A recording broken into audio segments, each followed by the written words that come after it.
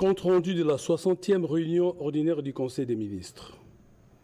Sur instruction de son Excellence, Monsieur le Président de la République, chef de l'État, Félix Antoine Tshisekedi Tshilombo, la Première ministre, chef du gouvernement, Judith Suminwa Tuluka, a présidé ce vendredi 26 septembre 2025 à la Cité de l'Union africaine à Kinshasa, la 60e réunion ordinaire du Conseil des ministres du gouvernement de la République. 4 points étaient inscrits à l'ordre du jour, à savoir 1. Communication de son Excellence Madame la Première ministre, chef de gouvernement. 2. Points d'information. 3. Approbation des relevés de décisions du Conseil des ministres. 4. Examen et adoption des textes. 1. Communication de la Première ministre. La communication de la Première ministre chef de gouvernement a porté sur 3 points principaux, à savoir 1.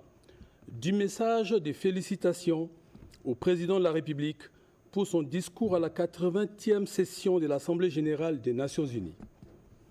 La Première ministre a tenu à féliciter chaleureusement, au nom du gouvernement et en son nom personnel, Son Excellence, Monsieur le Président de la République, chef de l'État, pour son brillant discours prononcé lors de la 80e session de l'Assemblée générale des Nations unies, le mardi 23 septembre 2025, ainsi qu'au cours du Side Event consacré à la reconnaissance du génocide perpétré en République démocratique du Congo pour des gains économiques, Génocost en sigle, qui perdurent depuis plus de 3 décennies. Son intervention, empreinte de conviction et de clarté, a souligné l'importance stratégique de la République démocratique du Congo sur la scène mondiale et le rôle crucial que notre pays peut jouer dans le cadre du multilatéralisme et de son mandat au Conseil de sécurité. Il a également plaidé pour une meilleure représentation de l'Afrique au sein du Conseil de sécurité. Elle a souligné que le chef de l'État a dénoncé la guerre de prédation qui frappe la République démocratique du Congo, appelant la communauté internationale à lui apporter un soutien ferme et à reconnaître les génocides silencieux dont notre peuple est victime depuis trop longtemps. Le président de la République a salué les efforts de paix, notamment l'accord de Washington avec le Rwanda, sous l'égide des États-Unis, et la déclaration des principes de Doha, sous l'égide du Qatar, et a proposé de considérer les bassins du Congo comme une solution climatique majeure, soulignant son rôle essentiel dans la lutte contre les changements climatiques. Le gouvernement salue l'engagement diplomatique soutenu de son Excellence, Monsieur le Président de la République. Il demeure convaincu que sa détermination à défendre les intérêts de notre pays sur la scène internationale portera ses fruits et contribuera à bâtir un avenir meilleur tant pour notre nation que pour le monde entier, a-t-elle insisté. 2. De sa participation au Global Power Forum 2025, la Première ministre est revenue sur sa participation au Global Power Forum le jeudi 25 septembre 2025 à New York, aux États-Unis. Organisé chaque année en marge de l'Assemblée générale des Nations unies, ces assises rassemblent de chefs d'État et de gouvernement, de premières dames, de dirigeants d'entreprises mondiaux, des décideurs politiques, des partenaires de développement, ainsi que des acteurs du changement issus d'Afrique, d'Amérique du Sud et de la diaspora mondiale. Cette édition avait pour thème le changement des pouvoirs. Les femmes réinventent le leadership, l'héritage et la prospérité mondiale. Dans ces cadres, elle a prononcé un discours à la session de haut niveau, dans lequel elle a souligné que, dans chacun des 6 piliers du programme d'action du gouvernement, le leadership des femmes et l'inclusion des jeunes sont considérés comme des leviers essentiels de transformation.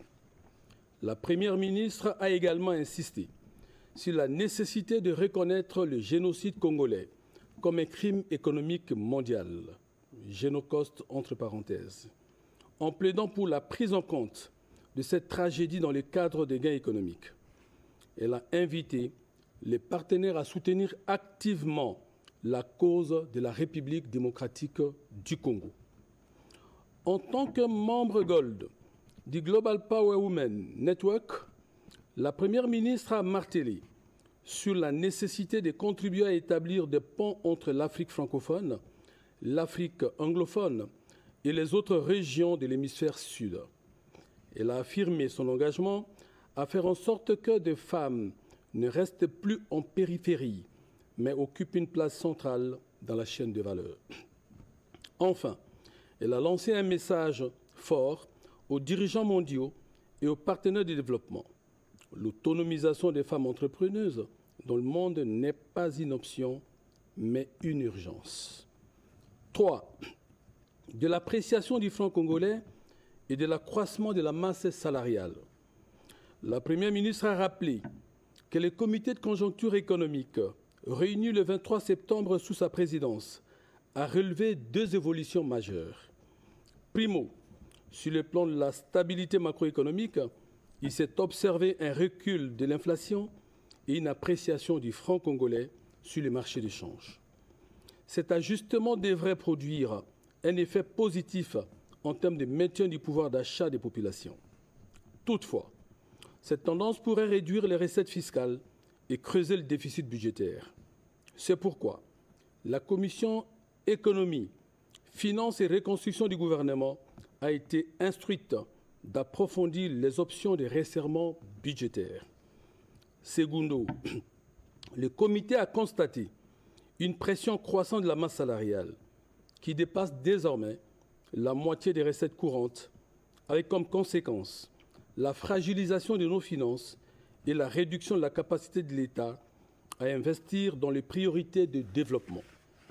C'est pourquoi, a-t-elle indiqué, le comité de conjoncture économique a décidé de faire du contrôle rigoureux des effectifs un axe central de discipline budgétaire, à travers la fusion et la poursuite sans interruption des opérations de contrôle menées par les ministères en charge, respectivement de la fonction publique et du budget. L'objectif est d'identifier les doublons, les sureffectifs et les avantages indus afin de les corriger.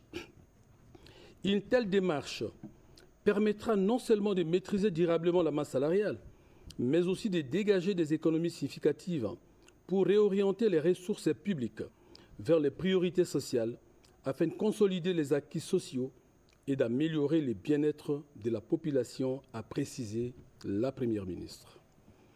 Pour la mise en œuvre des mesures susmentionnées, les ministres en charge de la fonction publique, du budget et des finances ont été instruits de l'application de ces dispositions et devraient en rendre compte dans le cadre des travaux sur la nouvelle politique salariale.